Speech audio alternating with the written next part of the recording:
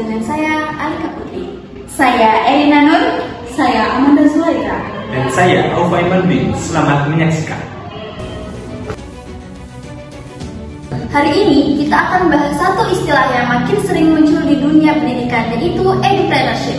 Sederhananya, ini adalah perpaduan antara dunia pendidikan dan kewirausahaan, di mana pengelola lembaga pendidikan tidak cukup hanya memberi metode pengajaran, tetapi juga harus mampu mengelola bisnisnya agar tetap hidup dan berkembang. Betul Alika, dan fenomena ini paling terasa di sektor pendidikan anak usia dini non-formal atau PAUD non-formal. Berbeda dari sekolah formal yang sebagian besar dananya dari pemerintah. Lembaga semacam ini mengandalkan biaya pendaftaran dan SPP dari orang tua.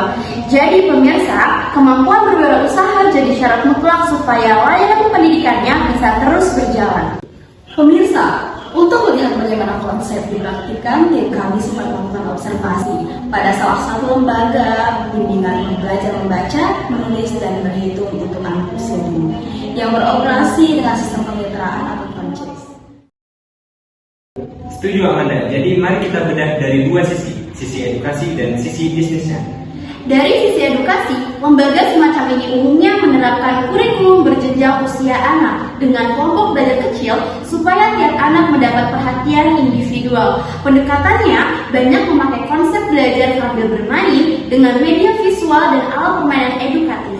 Menariknya, evaluasi perkembangan anak dilaporkan berkala ke orang tua. Ini bukan cuma pedagogik, tapi juga bentuk transparansi layanan, istilahnya akuntabilitas ke pelanggan. Tentu ada konsekuensinya. Pendapatan utama datang dari SPP dan biaya pendaftaran. Sementara pengeluarannya mencakup gaji tutor, sewa tempat, sampai royalti ke pusat. Artinya, pengelola cabang harus jeli menghitung titik impas dari break even point supaya usahanya tidak rugi. Strategi pemasarannya pun masih cukup konvensional, media sosial, brosur, kerjasama dengan posyandu atau komunitas sekitar, dan tentu saja promosi dari mulut ke mulut berdasarkan kepuasan orang tua. Sementara dari sisi sumber daya manusia, tutor direkrut dari kalangan latar belakang pendidikan anak usia dini, lalu dibekali pelatihan standar dari pusat sebelum mengajar. Supervisi rutin juga dilakukan karena kualitas tutor berdampak langsung pada kepuasan dan reputasi cabang. Kalau kita petakan dengan analisis SWOT, kekuatan modal bisnis seperti ini ada pada reputasi merek yang sudah dikenal luas, kurikulum yang terstandarisasi, dan dukungan masyarakat dari pusat. Tapi di sisi kelemahan, ketergantungan pada kebijakan pusat ini justru bisa membatasi ruang inovasi di tingkat cabang. Ditambah lagi biaya royalti serta tingkat kelemahan tutor yang relatif tinggi, jadi tantangan tersendiri. Ancamannya datang dari persaingan dengan lembaga sejenis maupun les privat, perubahan daya beli masyarakat, sampai potensi perubahan regulasi pendidikan non formal. Kalau ditarik benang merahnya, fenomena ini menunjukkan bahwa keberhasilan suatu lembaga pendidikan non formal tidak hanya diukur dari kualitas pembelajaran saja, tapi juga dari kemampuannya menjaga keberlangsungan usaha. Untuk peluangnya, kesadaran orang tua urban terhadap pentingnya pendidikan usia dini terus meningkat. Ada juga ruang untuk ekspansi ke kelas dari atau kerjasama dengan TK dan SD sekitar sebagai mitra rujukan.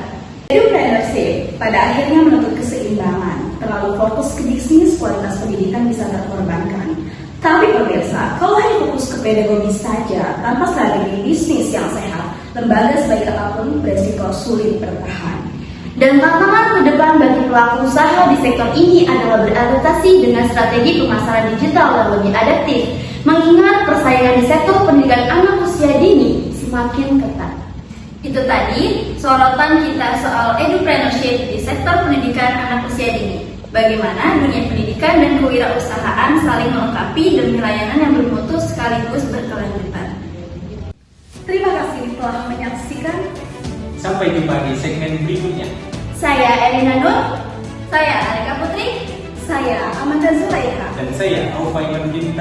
Kami tim dari Kejaksaan Mustika News. Inovatif, edukatif, inspiratif. Pamit undur diri.